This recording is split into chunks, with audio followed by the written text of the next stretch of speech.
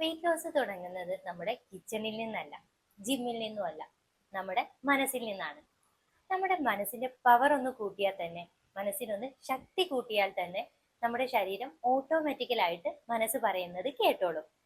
അപ്പോൾ പ്രശ്നം നമ്മുടെ മനസ്സാണ്. എങ്ങനെ ഈ മനസ്സിനെ മാറ്റി ബ്രെയിൻ റീപ്രോഗ്രാം ചെയ്തിട്ട് ആരോഗ്യകരമായ ഒരു ജീവിത ശൈലിയിലേക്കും വണ്ണം കുറയ്ക്കുന്നതിലും ഒക്കെ എത്താമെന്ന് പറയാം. ഒരു 6 സിമ്പിൾ സ്റ്റെപ്പുകളാണ് പറയുന്നത്. ഹലോ എവരിവൺ, ഞാൻ ഡോക്ടർ മുർഷിദ.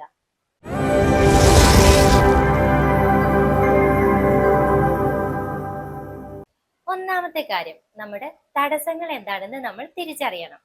അതിന് ഏറ്റവും എഫക്റ്റീവ് ആയിട്ടുള്ള കാര്യം, നമുക്ക് ചെയ്യാൻ പറ്റുന്ന ഒരു കാര്യം, ഒരു പേപ്പർ എടുക്കുക, നമ്മുടെ തടസ്സങ്ങൾ എന്താണെന്ന് അതിൽ എഴുതുക. ഉദാഹരണത്തിന്, ഞാൻ ഇന്ന് 2 ചോക്ലേറ്റ് കഴിച്ചു. ഷുഗർ കട്ട് ആയിരുന്നു, പക്ഷെ എനിക്ക് കൺട്രോൾ ചെയ്യാൻ പറ്റിയില്ല. അതിന്റെ അടുത്ത് തന്നെ നമ്മൾ എഴുതേണ്ടത് എന്തുകൊണ്ട് എന്നുള്ളതാണ്.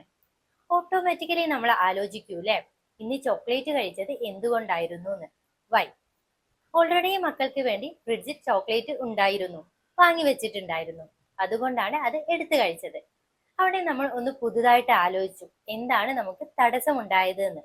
അത് നമ്മുടെ മനസ്സിന്റെ പവർ കൂട്ടാനുള്ള ആദ്യത്തെ പടിയാണ്. ഇനി മറ്റൊരു ഉദാഹരണം പറയാം.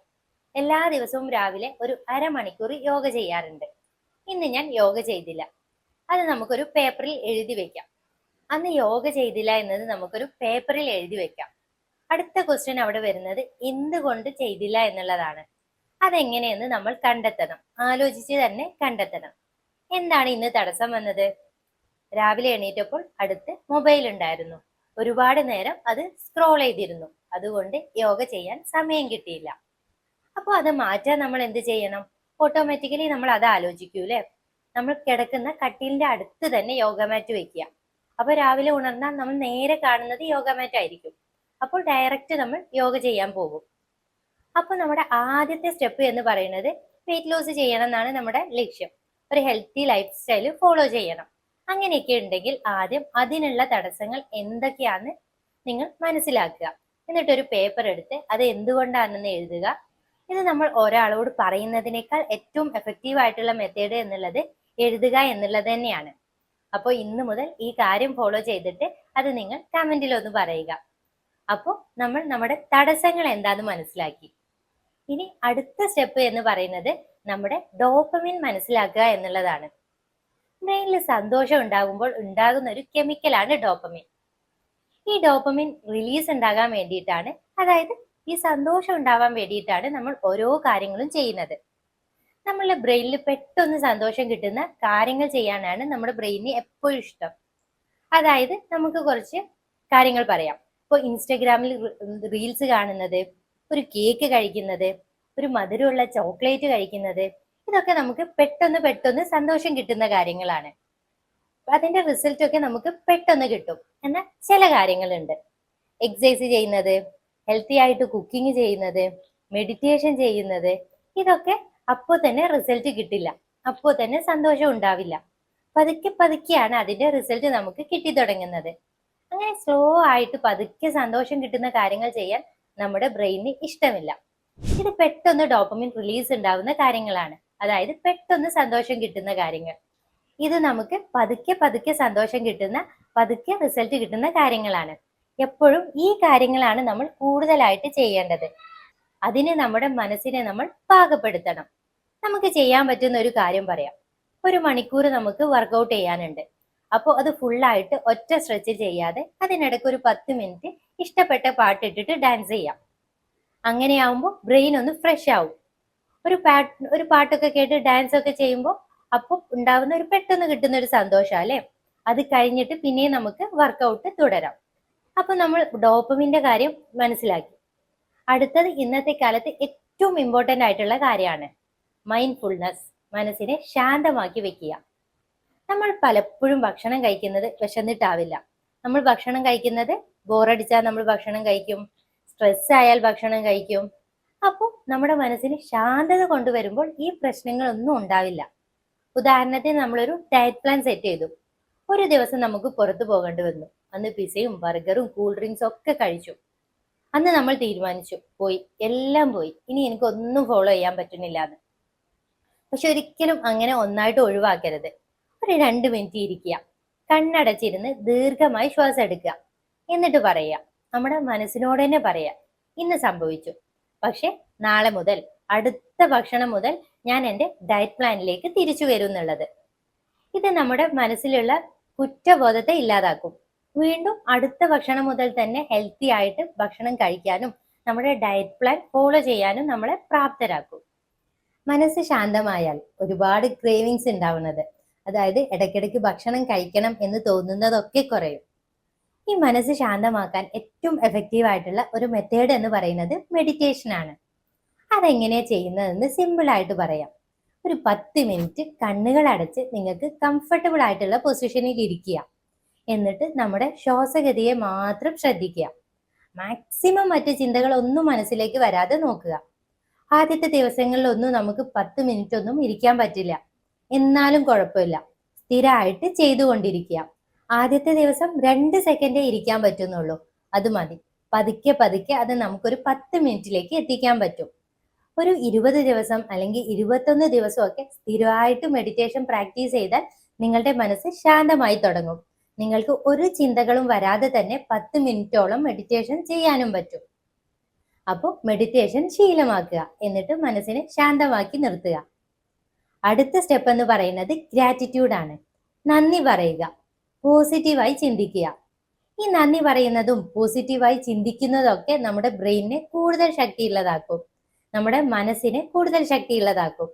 നമ്മൾ സന്തോഷിക്കുന്ന കാര്യങ്ങളിൽ കൂടുതൽ ഫോക്കസ് ചെയ്യാണ് നമ്മൾ നന്ദി പറയുമ്പോൾ ചെയ്യുന്നത്. അപ്പോൾ ലൈഫും പോസിറ്റീവ് ആവും. ഇന്ന് ഞാൻ ഹെൽത്തി ആയിട്ടാണ് ഭക്ഷണം കഴിച്ചത്, ഓക്കെ, സൂപ്പറാണ്, വളരെ നല്ല കാര്യം. അങ്ങനെ നമ്മൾ നമ്മളോട് തന്നെ പറയുക. ഞാൻ ഇന്ന് 10 മിനിറ്റ് നടന്നു, വെരി ഗുഡ്, വളരെ നല്ല കാര്യം. അങ്ങനെ പറയൽ ഒരു ശീലമാക്കുക. നല്ല കാര്യങ്ങളാണെങ്കിൽ, ചെറിയ കാര്യമാണെങ്കിൽ പോലും നന്ദി പറയുക, നല്ല വാക്കുകൾ പറയുക. അത് മുന്നോട്ടുള്ള കൂടുതൽ നല്ല കാര്യങ്ങൾ ചെയ്യാൻ നമുക്ക് തന്നെ പ്രചോദനമാകും. ഈ നന്ദി പറയുന്ന ആൾക്കാർക്ക് എപ്പോഴും ടെൻഷൻ കുറയും.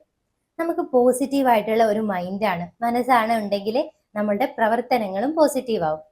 ഇന്ന് നിങ്ങൾ ശ്രദ്ധിച്ചിട്ടുണ്ടോ, നമ്മുടെ ചുറ്റുമുള്ള എല്ലാ വാർത്തകളും ചാനലുകളിലും ടിവിയിലും ഒക്കെ വരുന്നതൊക്കെ നെഗറ്റീവ് കാര്യങ്ങളാണ്, മറ്റുള്ളവരുടെ കുറ്റങ്ങളാണ്. നിങ്ങളൊന്ന് ആലോചിച്ച് നോക്കിക്കേ. എല്ലാ മതങ്ങളിലും നന്ദി പറയാൻ പറയുന്നുണ്ട്. നന്ദി പറയുക എന്നുള്ളത് ഒരു പ്രാർത്ഥനാ കർമ്മം പോലെയാണ്. എല്ലാ മതങ്ങളും അത് പ്രോത്സാഹിപ്പിക്കുന്നുണ്ട്. കാരണം അത് അത്രയും ഇമ്പോർട്ടൻ്റ് ആണ്. എനിക്ക് അതില്ല ഇതില്ല എന്ന് കുറവ് പറയുന്നതിന് പകരം നമ്മൾ ഉള്ളതിൽ സന്തോഷം കണ്ടെത്തുക, അതിന് നന്ദി പറഞ്ഞു തുടങ്ങുക. പലർക്കും പല പരാതികളാ അല്ലേ? എനിക്ക് നല്ല വീടില്ല, നല്ല കാറില്ല. നിങ്ങൾ ആലോചിച്ചിട്ടുണ്ടോ, നിങ്ങൾക്ക് ആരോഗ്യമുള്ള ഒരു ശരീരമുണ്ട്, എത്രയോ ആളുകൾക്ക് കൈയില്ല, കാലില്ല, നടക്കാൻ പോലും ബുദ്ധിമുട്ടുള്ള ആളുകളുണ്ട്. അപ്പോൾ നമുക്ക് ഉള്ളതിൽ നമ്മൾ നന്ദി പറയണം. അങ്ങനെ നന്ദി പറയുമ്പോൾ നമ്മുടെ മനസ്സ് കൂടുതൽ ശക്തമാകും.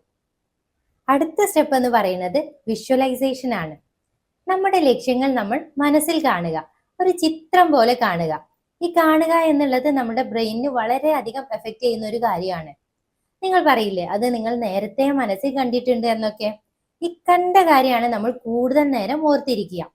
എല്ലാ ദിവസവും 1 മിനിറ്റ് കണ്ണാടിയുടെ മുന്നിൽ പോയി നിൽക്കുക.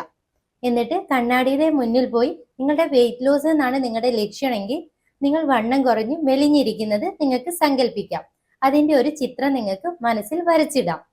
അതങ്ങനെ എന്നും ബ്രെയിനിൽ റിപ്പീറ്റ് ചെയ്യുമ്പോൾ അത് നമ്മളെ പ്രവർത്തനങ്ങളിലേക്ക് ഉന്തി തള്ളിവിടും. നമ്മുടെ മനസ്സിനെ ശക്തമാക്കാനുള്ള ഒരു ട്രിക്കാണിത്. എപ്പോഴും ഇത് നമുക്കൊരു മോട്ടിവേഷൻ തരും. ഒരു മെഡിറ്റേഷൻ ഒക്കെ കഴിഞ്ഞിട്ടാണ് നിങ്ങൾ ഈ ചിത്രം സങ്കല്പിക്കുന്നത്, നമ്മുടെ മനസ്സിൽ ആ ചിത്രം വരച്ചിടുന്നതെങ്കിൽ അത് കൂടുതൽ എഫക്റ്റീവ് ആയിരിക്കും. അതുപോലെ നിങ്ങൾക്ക് കണ്ണാടിയോട് സംസാരിക്കാം. കേൾക്കുമ്പോൾ തമാശ എന്ന് തോന്നൂല്ലേ? പക്ഷെ പല പ്രമുഖരും, സ്റ്റാർ ആയിട്ടുള്ള പലരും, ഇപ്പോ ഉദാഹരണത്തിന് ആലിയ ഭട്ടൊക്കെ അങ്ങനെ ചെയ്യാറുണ്ടെന്ന് അവർ ഒരു വീഡിയോയിൽ പറയുന്നുണ്ട്. അതുപോലെ മറ്റൊരാളാണ് വിരാട് കോഹ്ലി. അദ്ദേഹം ഫിറ്റായിരിക്കാനും അദ്ദേഹത്തിന്റെ ലക്ഷ്യങ്ങൾ നേടാനും ഒക്കെ അങ്ങനെ മിററിന്റെ മുന്നിൽ നിന്ന് ചെയ്യാറുണ്ടെന്ന് പറയുന്നുണ്ട്. അടുത്ത കാര്യം എന്ന് പറയുന്നത് അഫർമേഷൻ ആണ്. വിഷ്വലൈസേഷൻ, അതായത് നമ്മൾ നമ്മുടെ രൂപം സങ്കല്പിച്ചു എന്ന് പറഞ്ഞു അല്ലേ? അതുപോലെ ശക്തമായ വാക്കുകൾ പറയുക. ഞാൻ ബെസ്റ്റ് ആണെന്ന് എല്ലാ ദിവസവും ഒരു 3 പ്രാവശ്യം അല്ലെങ്കിൽ ഒരു 5 പ്രാവശ്യം കണ്ണാടിയുടെ മുന്നിൽ നിന്ന് പറഞ്ഞു നോക്കൂ. നിങ്ങൾക്ക് തന്നെ പോസിറ്റീവായിട്ട് ഫീൽ ചെയ്യും. നമ്മളിങ്ങനെ പോസിറ്റീവായ വാക്കുകൾ നമ്മൾ പറയുന്നത് നമ്മുടെ മനസ്സിനെ ശക്തമാക്കും. രാവിലെ മിററിന്റെ മുന്നിൽ നിന്ന്, കണ്ണാടിയുടെ മുന്നിൽ നിന്ന് നിങ്ങൾക്ക് സംസാരിക്കാം. ഞാൻ ഹെൽത്തി ആയിട്ടിരിക്കാൻ തീരുമാനിച്ചു. എനിക്ക് എന്റെ ലക്ഷ്യത്തിലെത്തണം. ഈ വാക്കുകൾ നിങ്ങൾ ഒന്ന് റിപ്പീറ്റ് ചെയ്തു നോക്കൂ. ഇത് നിങ്ങളുടെ മനസ്സിനെ ശക്തമാക്കും. അത് നിങ്ങളുടെ വെയിറ്റ് ലോസ് ജേണി എളുപ്പമാക്കും. അപ്പൊ നമ്മൾ 6 കാര്യങ്ങൾ പറഞ്ഞു അല്ലേ? ഈ നേരത്തെ പറഞ്ഞ 6 കാര്യങ്ങൾ ശ്രദ്ധിച്ചാൽ നിങ്ങൾക്ക് മടുപ്പില്ലാതെ, തടസ്സങ്ങളില്ലാതെ വണ്ണം കുറയ്ക്കാൻ പറ്റും.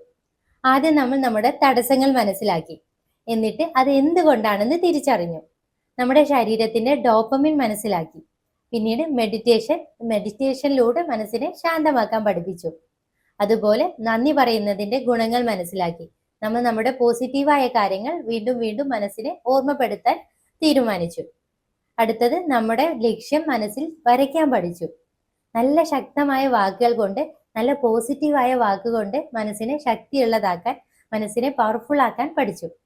ഇത്രയും കാര്യങ്ങൾ ചെയ്യുന്നതിലൂടെ നിങ്ങളുടെ മൈൻഡിനെ സ്ട്രോങ് ആക്കിയിട്ട്, ബ്രെയിനെ ആക്ടിവേറ്റ് ആക്കിയിട്ട് നമുക്ക് നമ്മുടെ ലക്ഷ്യത്തിൽ എത്താൻ പറ്റും. അപ്പോൾ ഇന്നത്തെ വീഡിയോ എല്ലാവർക്കും ഉപകാരപ്രദമായി എന്ന് വിശ്വസിക്കുന്നു.